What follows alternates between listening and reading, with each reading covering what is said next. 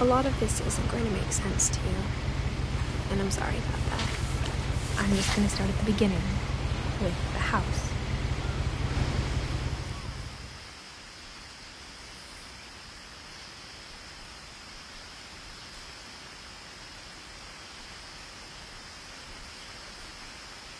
Someone had put up a chain-link fence, but it looked like I wasn't the first person to hop it. My brother Milton disappeared when I was 4. It was like the house just swallowed him up.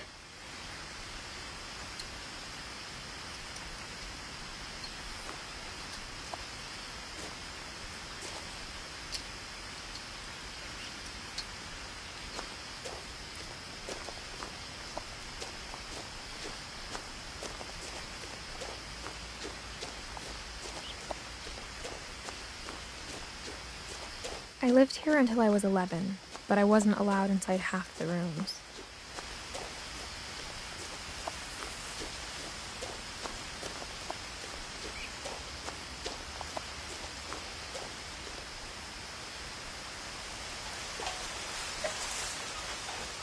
Inside the mailbox were bills from 7 years ago, marked urgent, open immediately.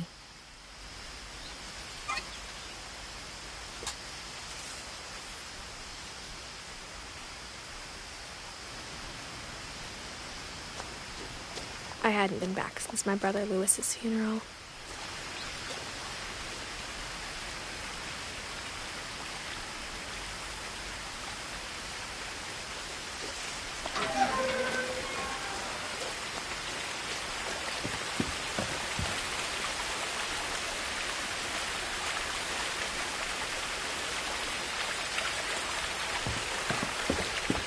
In her will, my mother left me a key, but didn't tell me what it unlocked. Maybe she thought I'd know. Or she thought that the mystery would be enough to bring me back.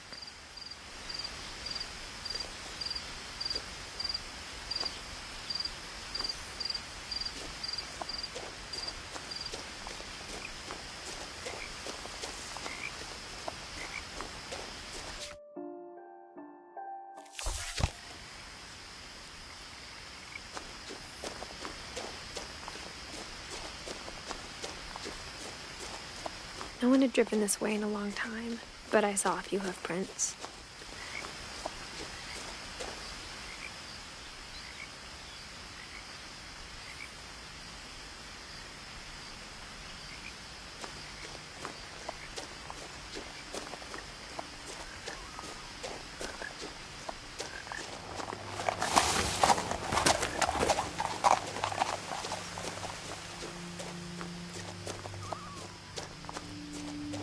The truth is, even after I inherited the house, I never thought I'd come back to it. But now I had questions about my family that only the house knew the answers to.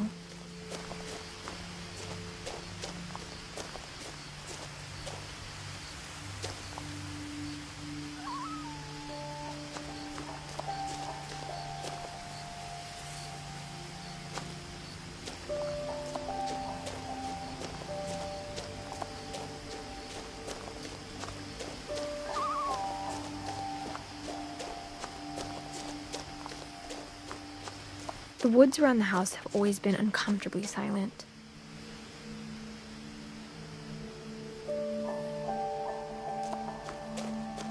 As if they're about to say something, but never do.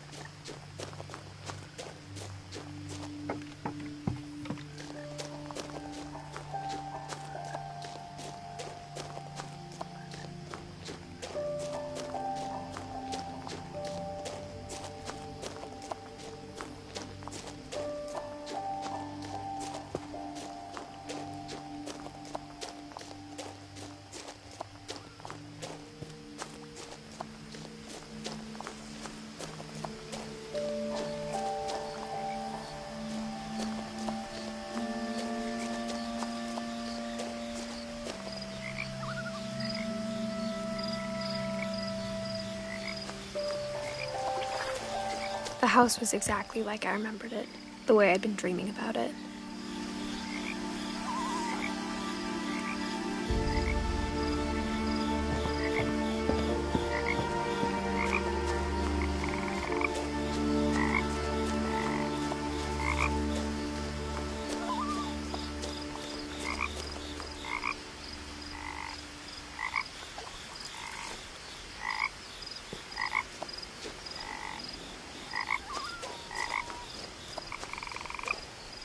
I asked Edie once about the dragon in the pond.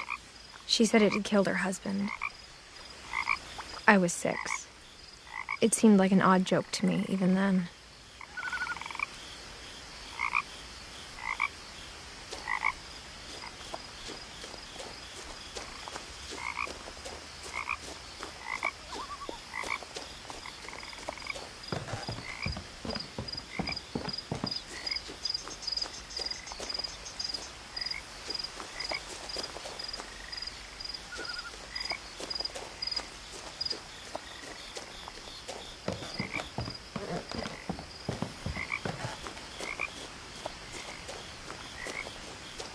As a child, the house made me uncomfortable in a way I couldn't put into words. Now, as a 17-year-old, I knew exactly what those words were. I was afraid of the house.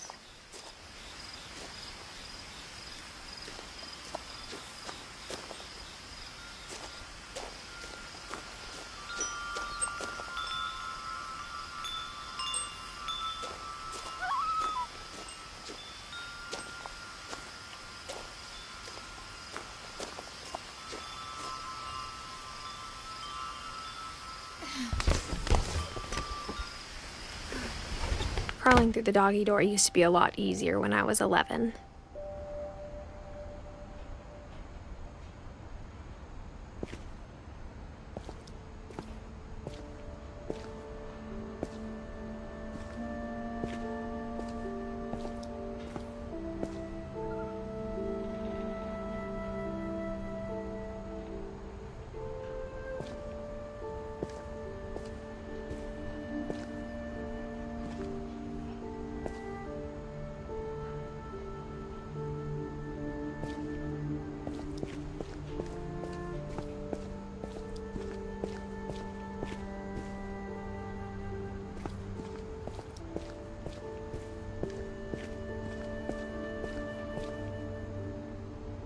The power had been turned off the night we left.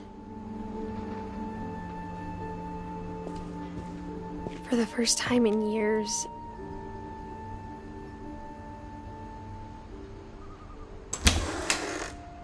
I felt like I was home.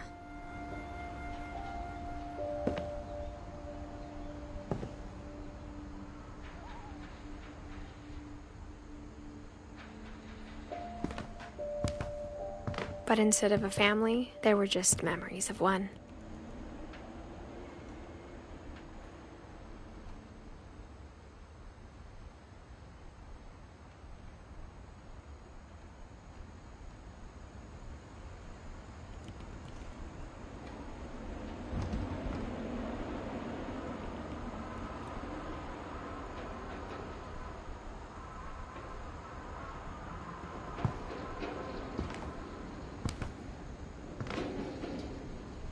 Like how after Louis started working at the cannery, we all got sick of eating salmon.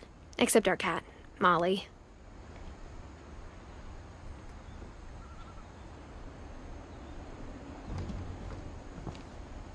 Or how only one restaurant would deliver to our house, so we had Chinese a lot.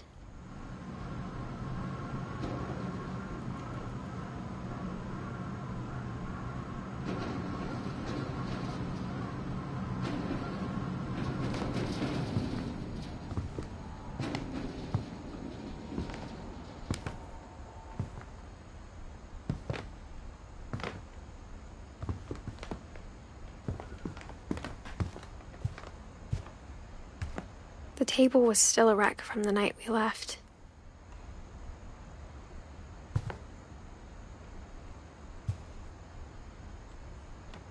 It was like a bomb had gone off, killing everyone but sparing the furniture.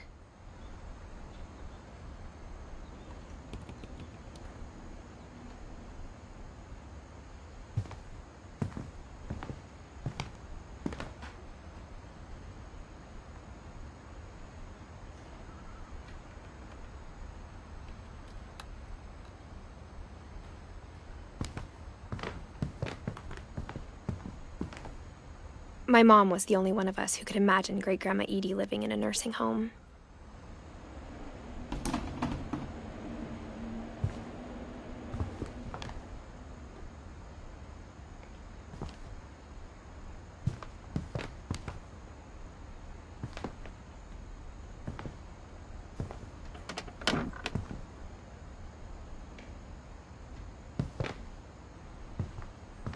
Nothing in the house looked abnormal.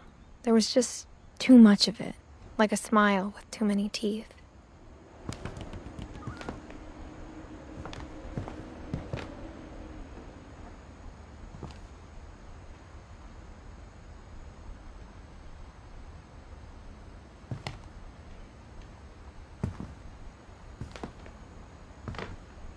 Even the fireplace had a story.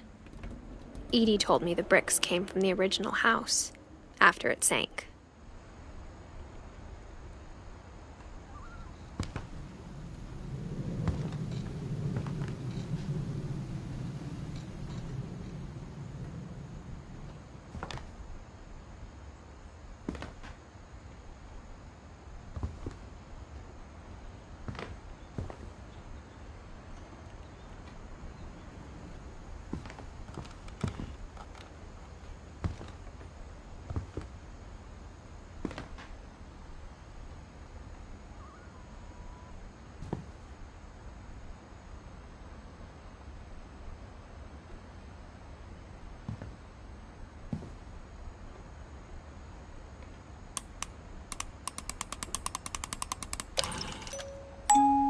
Great-Grandpa Sven built a music box for Barbara, along with the rest of the house.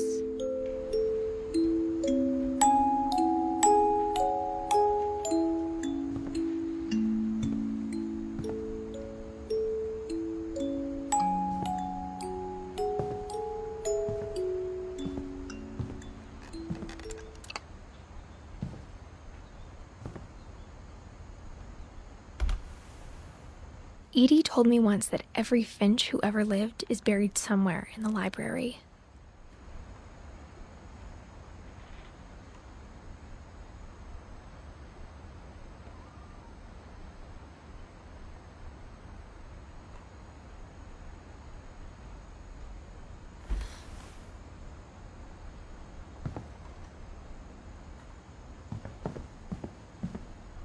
My mom wasn't much of an optimist, but she never stopped believing that my brother Milton was alive.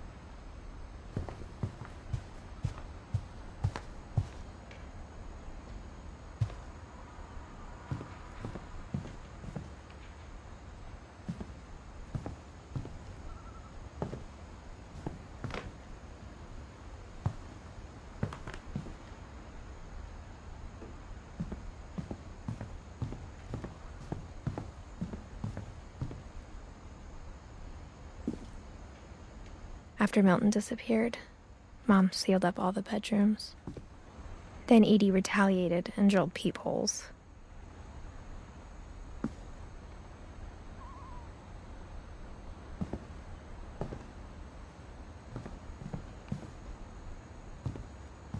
I spent a lot of time playing in Great Uncle Walter's room. I think my mom sometimes regretted not sealing it up.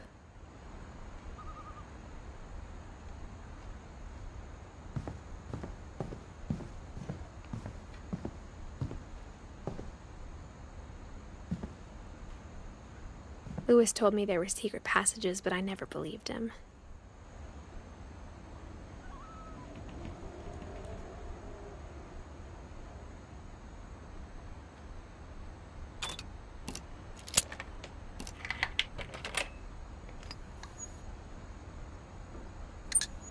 Turns out, my mom was really good at keeping secrets.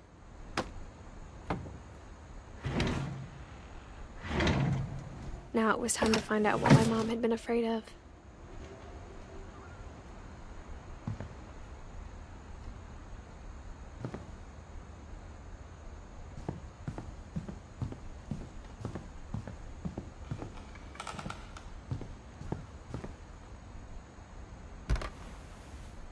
Molly always seemed like a girl I could imagine being friends with, if she hadn't died in 1947.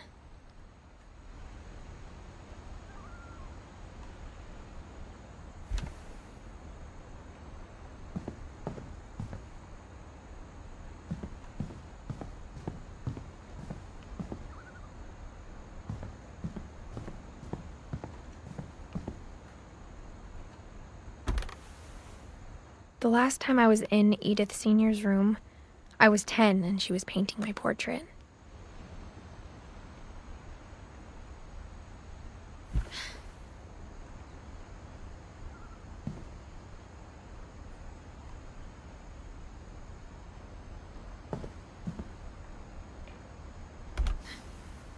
As a kid, I just assumed every house had peepholes and sealed rooms you weren't allowed inside of.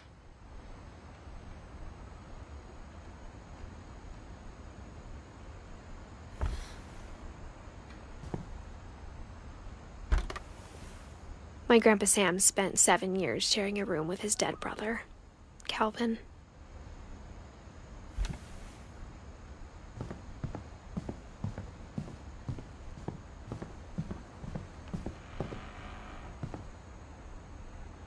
Whenever people ask me about my family, the first thing they always want to know about is Barbara.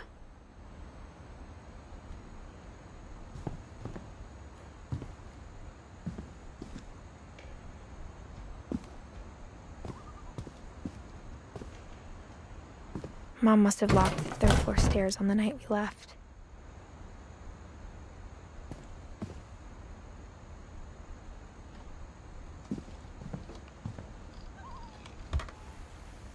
Barbara was a child star for 2 years, until America grew out of it.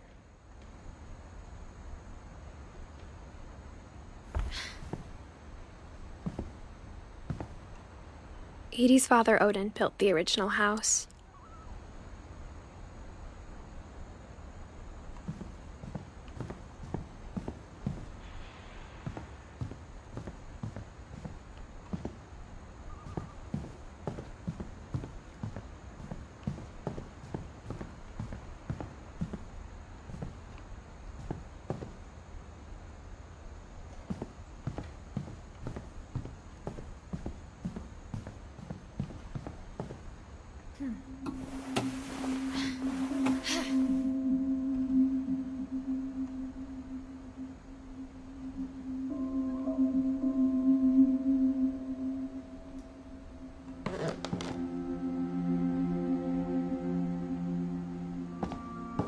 From the paintings on the wall, it was clear my brother Milton had been here before me. Reading this, maybe it sounds like I had a plan.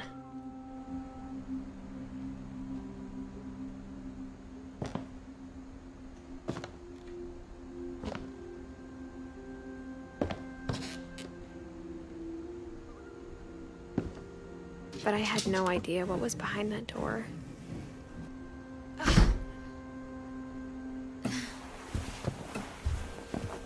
Just like I had no idea where all this was gonna lead.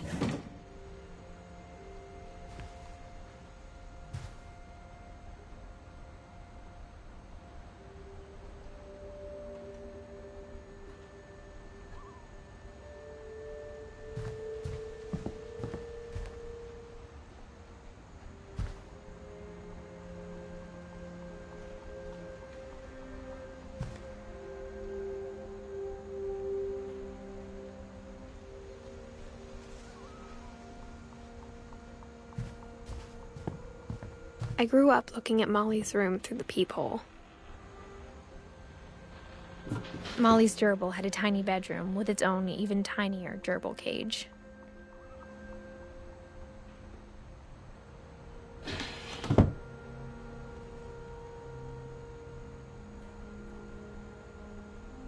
Being inside for the first time, I felt like I'd stepped behind a painting.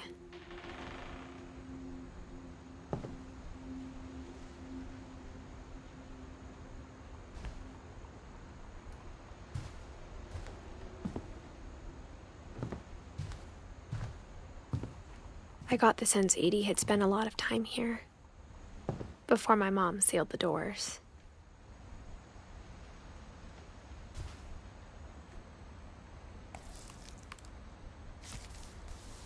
December 13th, 1947. Dear Diary, I'll be gone soon, but I wanted to tell somebody about what's gonna happen. It started when Mom sent me to bed without dinner. I woke up and I was starving, so I looked around for something to eat.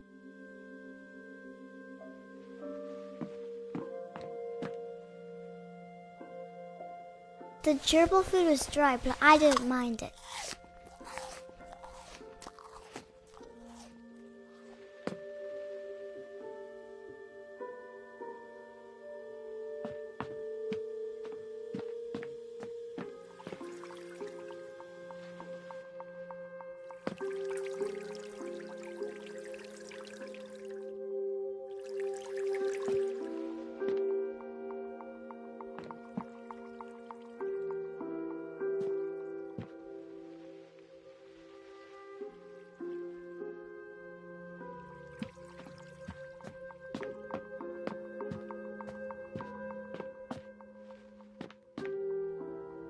My Halloween candy was all gone.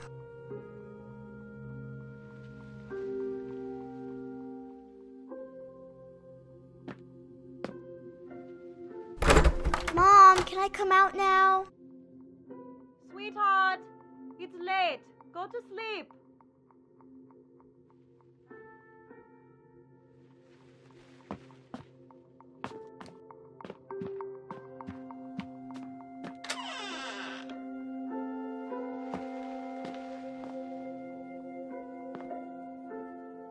I kept eating and eating.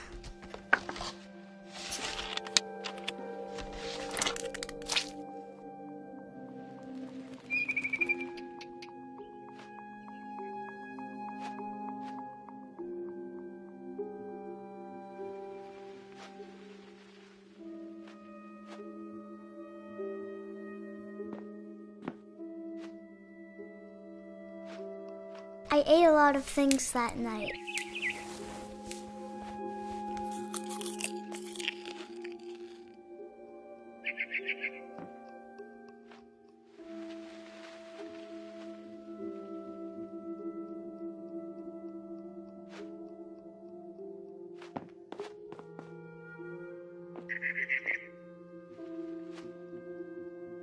Then I heard chirping outside my window.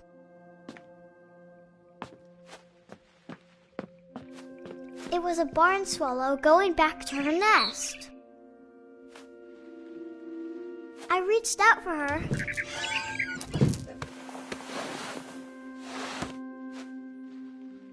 And suddenly, I was a cat.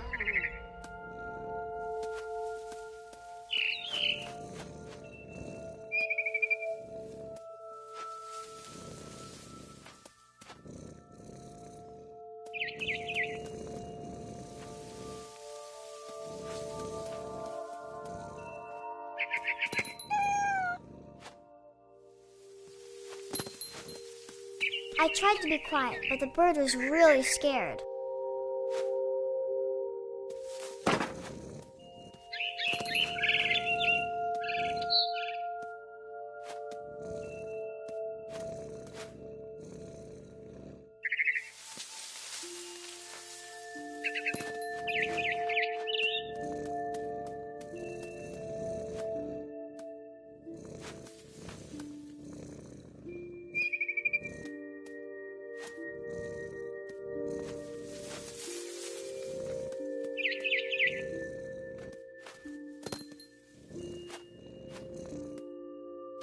Mom and Dad didn't even look at me.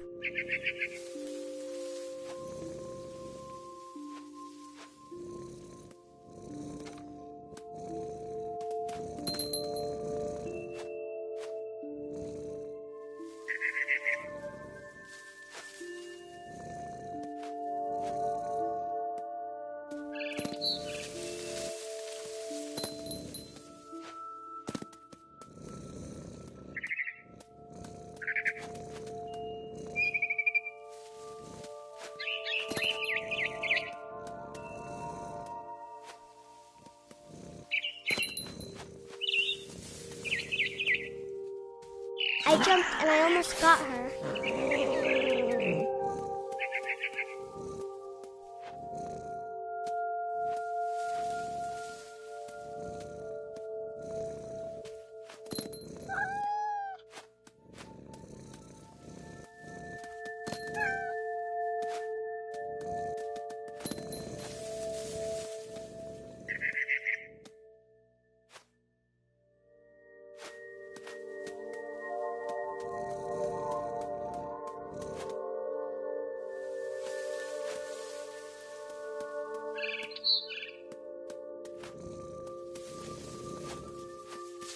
I could tell she was getting really tired.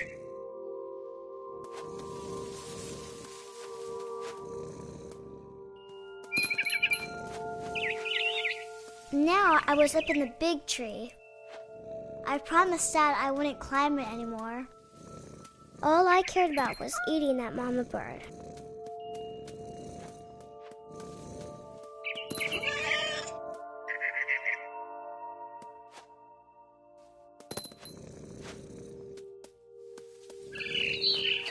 I gobbled her up.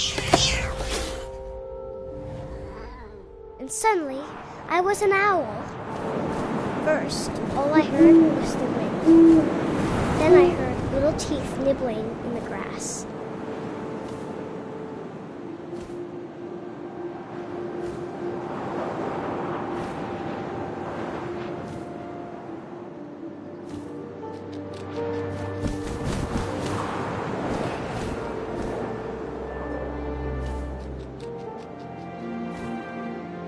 Rabbits.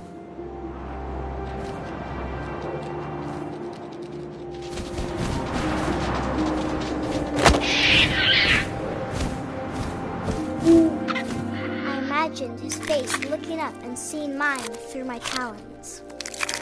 I swallowed him up, and I didn't chew one bit. Then I flew off to find something bigger.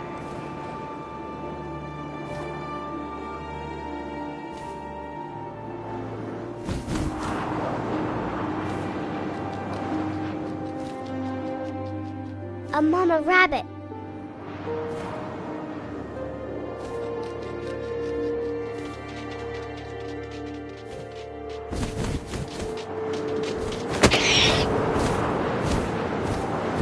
She was almost too big to carry. I started choking, but I couldn't stop eating.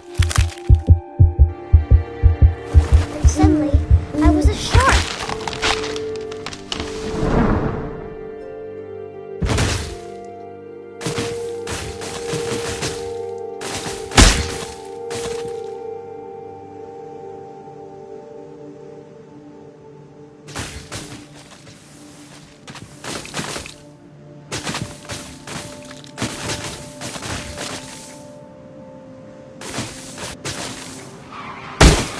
I rolled off a cliff and into the ocean. Now, I was hungrier than ever.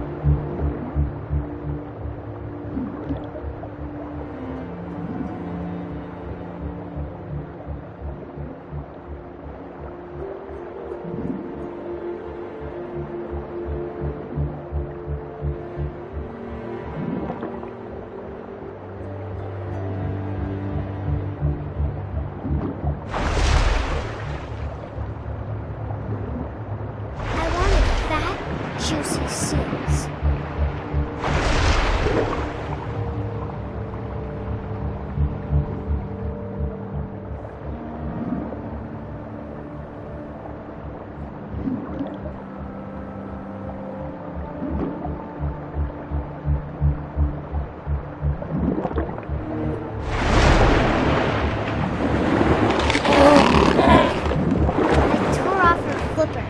Tasted really good.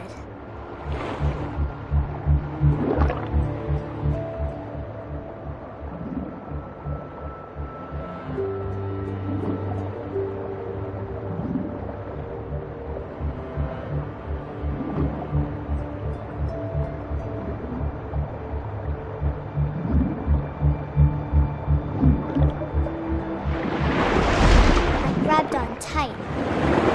I was so hungry, I jumped out of the water. When I opened my eyes, everything had changed.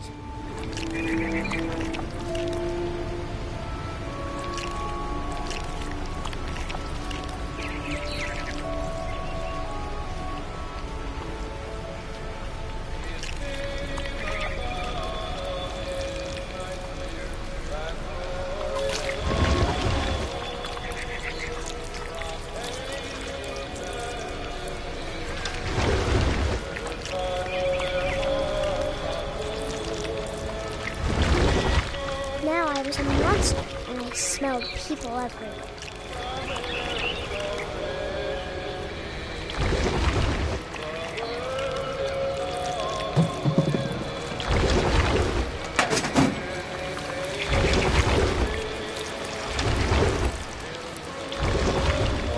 I was big, but I moved real quiet.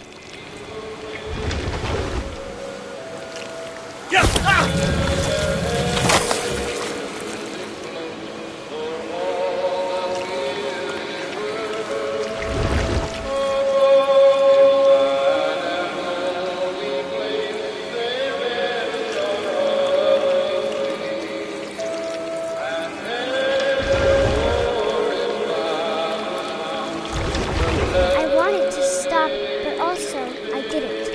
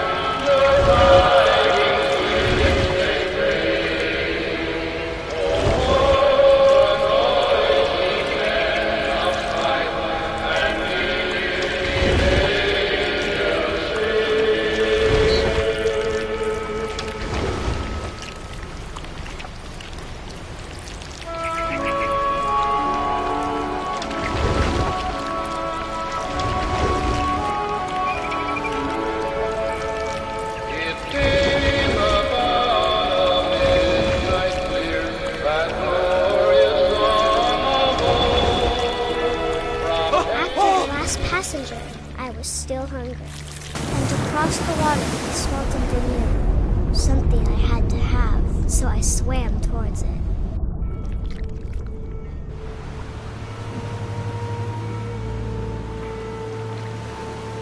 I slithered onto the sand, and the good smell went into an old pipe.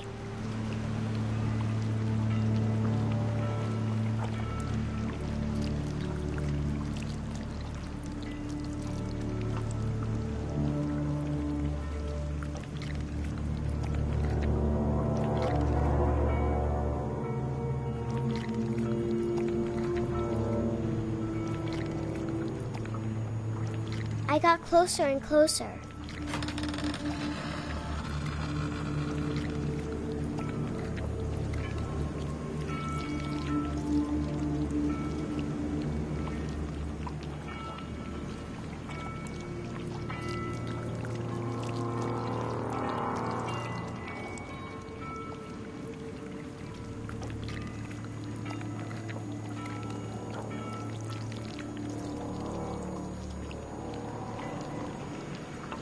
All my stomach started growling. And suddenly, I was me again. I held my breath for a long time, but I couldn't hear anything. I think it's waiting for me to fall asleep. But it's not going to wait much longer. It needs to be, and we both know I will be delicious.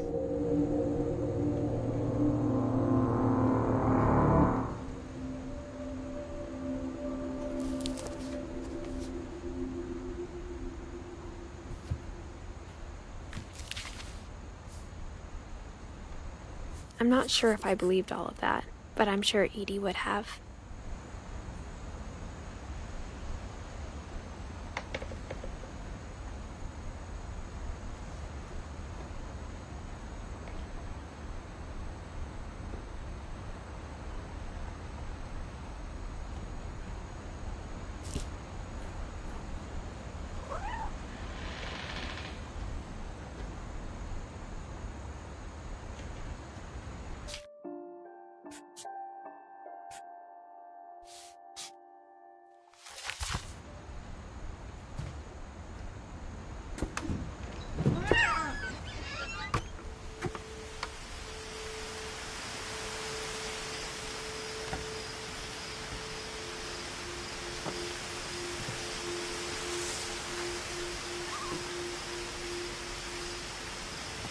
This will be obvious later, but my mom never told me any of these stories.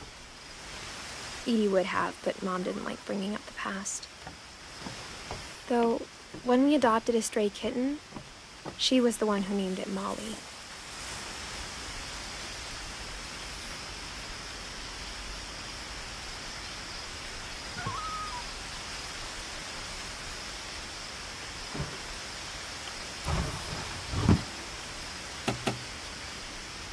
I spent a lot of time in Great-Grandma Edie's room.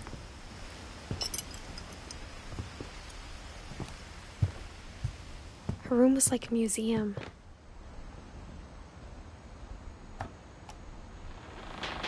For 500 years, the Finches have been famous throughout Norway for their fortune and misfortune.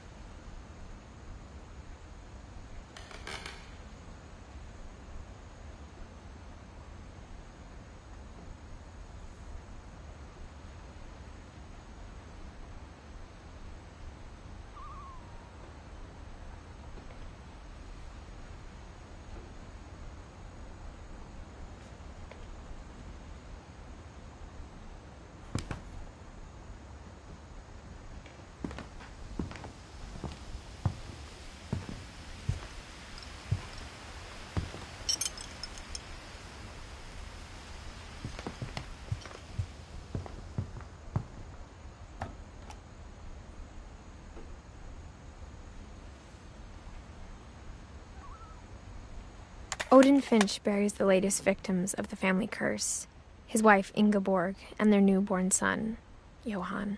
On January 7th, 1937, he set sail with his family and his house, hoping to leave the curse behind. But 40-foot waves off the coast of Washington send the house and Odin to the bottom of the sea. Odin's daughter Edie, with husband Sven and baby Molly, step ashore on their new home, Orcas Island. Odin Finch is the first to be buried in the new family cemetery. His daughter Edie is already dreaming of a new Finch house.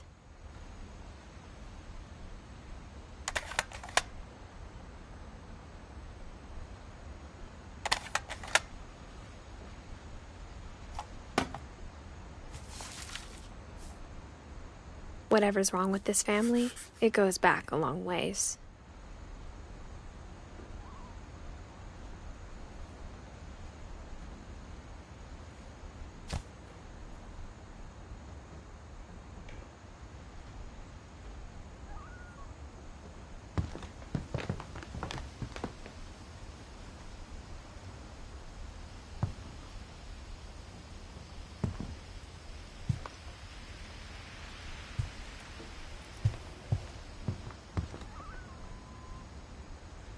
even in her 90s.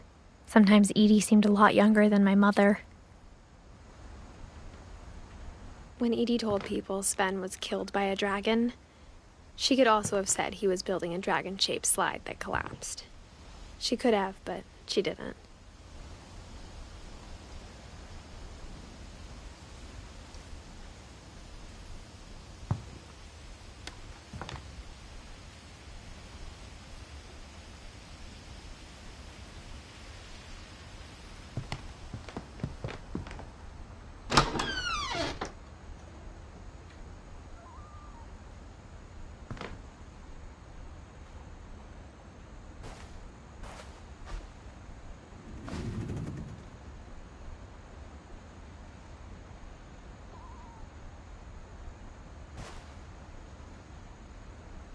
The only trace Grandpa Sam's first wife, Kay, left on the house was the pink bathroom. It was a pretty big trace.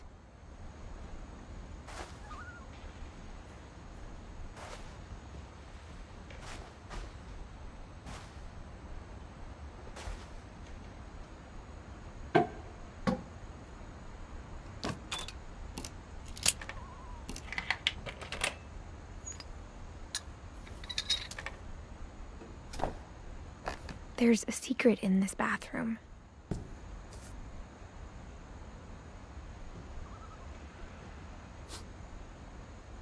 It's in the last place you would look. It isn't in the cupboard. It's hidden in this book.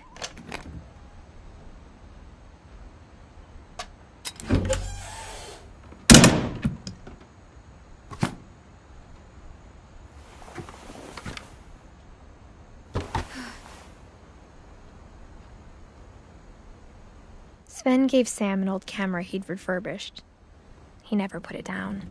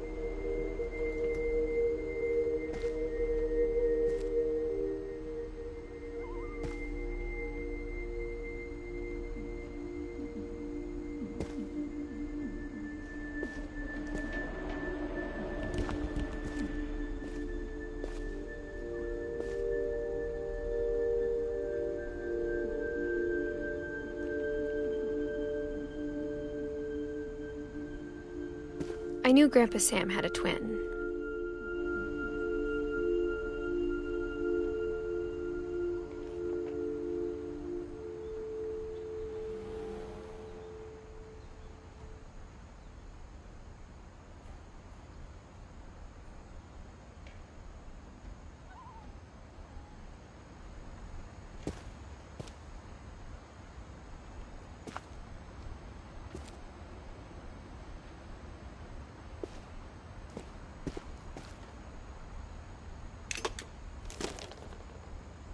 And that he never talked about him.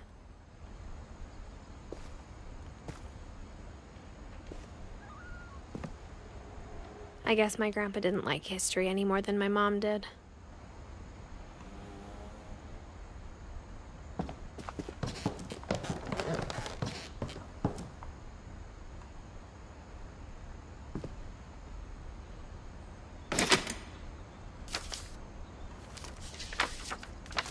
How I Want to Remember My Brother by Sam Finch.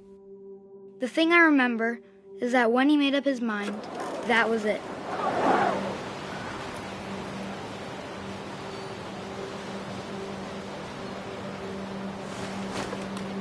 My brother said he'd die before he ate another mushroom, and he did. At Barbara's funeral, we swore we'd never be afraid again, and he wasn't. I think Calvin always wanted to fly.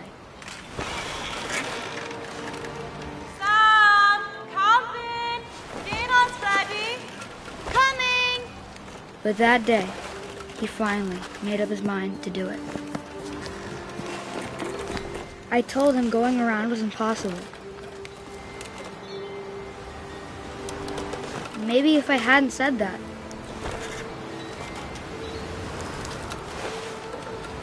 Calvin! I'm not gonna tell you again! maybe if the wind hadn't picked up,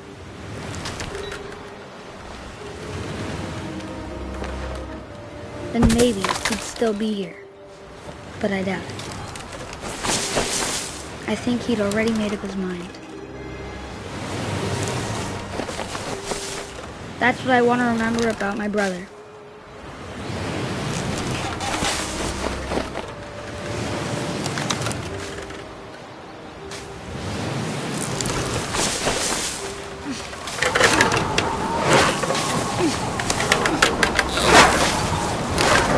The day he made up his mind to fly.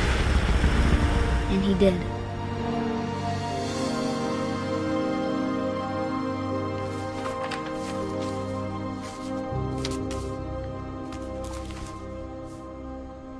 Calvin's story felt strangely familiar. When I was younger, I remember trying to do the exact same thing.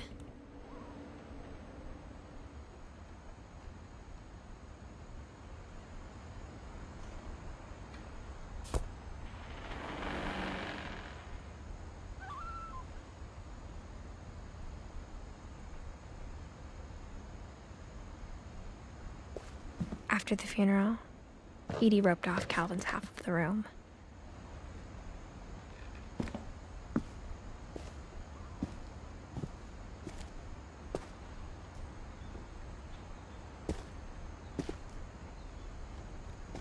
Mom said Grandpa Sam enlisted at 18 and never set foot in the room again.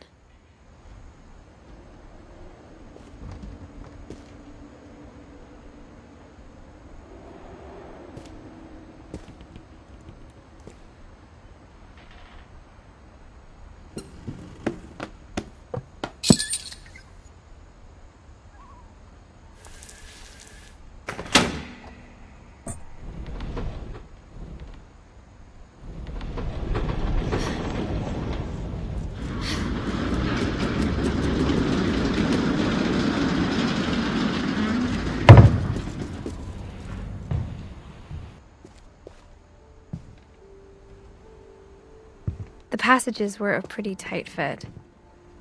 They'd obviously been built for smaller hands and bellies.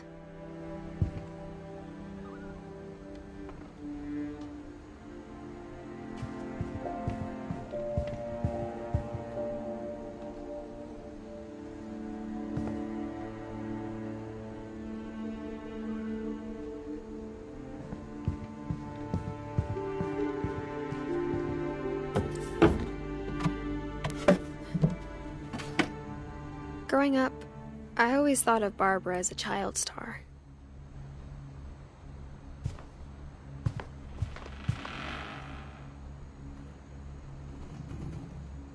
I never thought about how hard it must have been for her afterwards.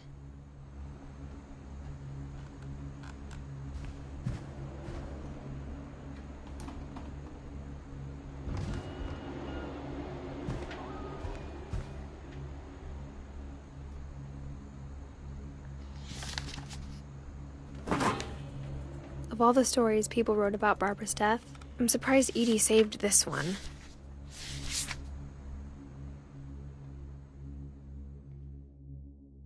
Old Jack here with another ghastly tale inspired by America's most unfortunate family. I'm calling it The Surprise Ending of Barbara Finch. As a child star, Barbara was famous for her scream. Now at 16, she was all washed up. A has-been. But in a lucky break, she'd been asked to perform her signature scream at a local convention for monster movie fans. It was just the boost her career needed. Unfortunately, her scream hadn't aged well. Getting better. I think you just need the right motivation. Her biggest fan and current boyfriend, Rick, was about to demonstrate when... Now that was a great scream. It was Barbara's father, Sven. He'd slipped into a table saw and had to be rushed to the emergency room. So Barbara got stuck babysitting her youngest brother, Walter. Her convention comeback was cancelled. Okay, I'm hearing frustration, but I'm not hearing terror. What if I tried... A gang of hoodlums in Halloween masks have been terrorizing Orcas Island tonight. Police are urging residents to... That came from the basement. You're right! Also, I loved your delivery on that. Why is your basement door locked? Because my dad likes making puzzles and secret passages. There's a key hidden in the music box. The secret is to keep winding and winding until finally the key pops out. Thanks, babe. I'll be back in a sec. 20 minutes later, Rick hadn't returned. So Barbara went to look for him, right on cue. She reached for the music box.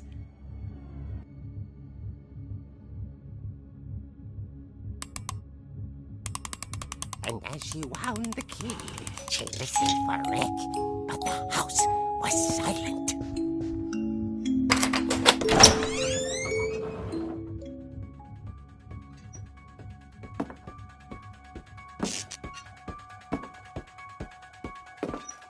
She found Rick's crutch and imagined the worst.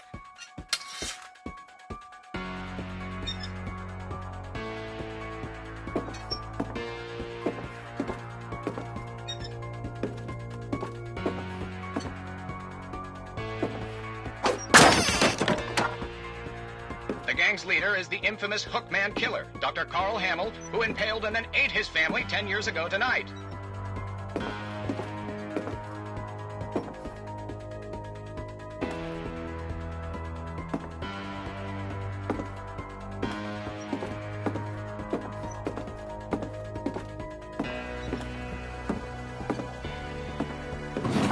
Finch rattled and grew still.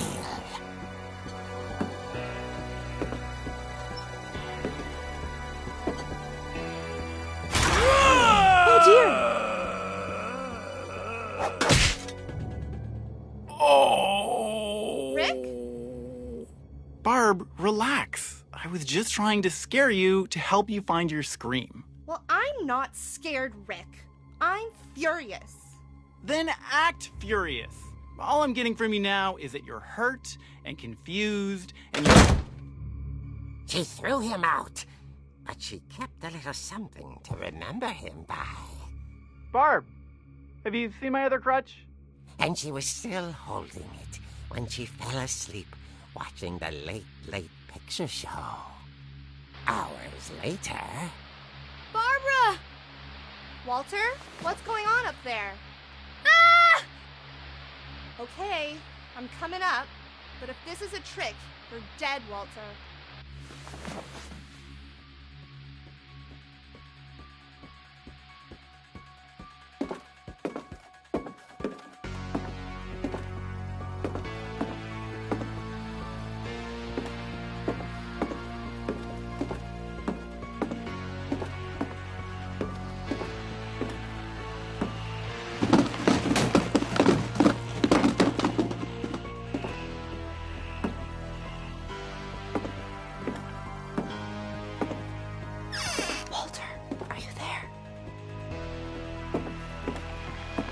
Walter vanished, but his bedside radio was still on.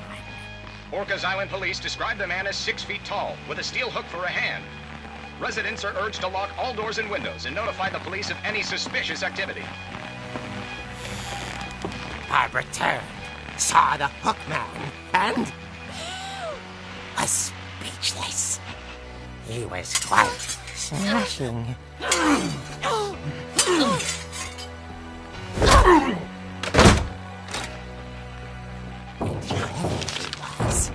He couldn't get enough of Barbara. Okay, Barbara, there's gotta be another way out of here.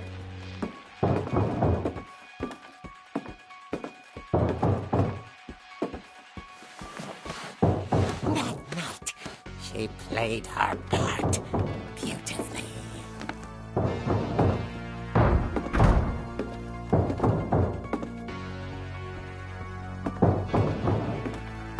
She thought about abandoning Walter, but just couldn't do it.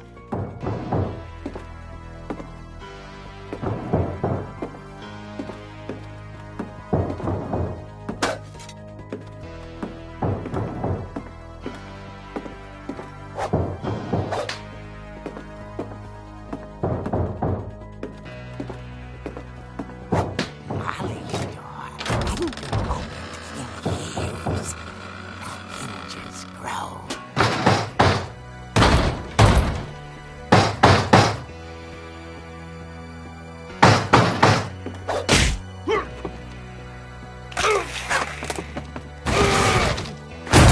He wasn't moving, but she sensed the story might not be over yet.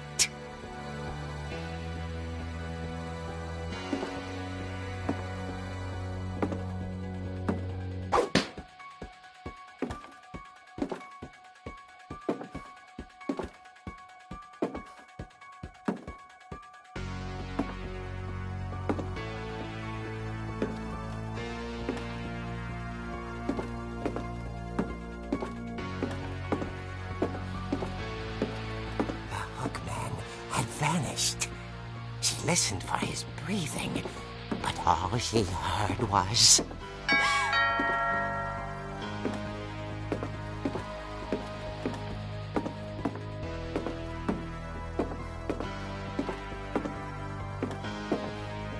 Someone at the door was dying to speak to young Barbara. At the door, she heard whispering. Was coming from inside the house.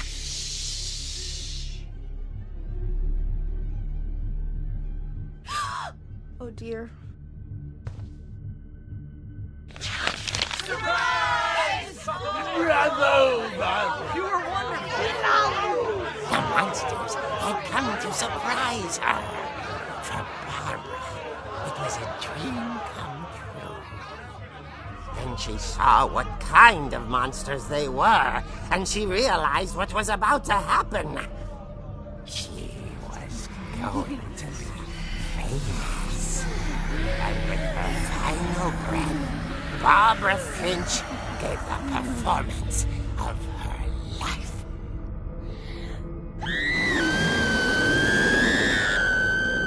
I wasn't there myself, but I hear Barbara was magnificent.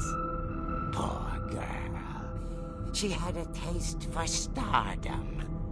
But unfortunately, so did her fans. Of course, the police blamed it all on poor Rick, who disappeared the same night. And little Walter, hiding under his bed the whole time. He took it all pretty hard, but that's another story. As for Barbara, tucked inside the music box is all they ever found of her. Her ear. Now that's what I call a real eerie tale.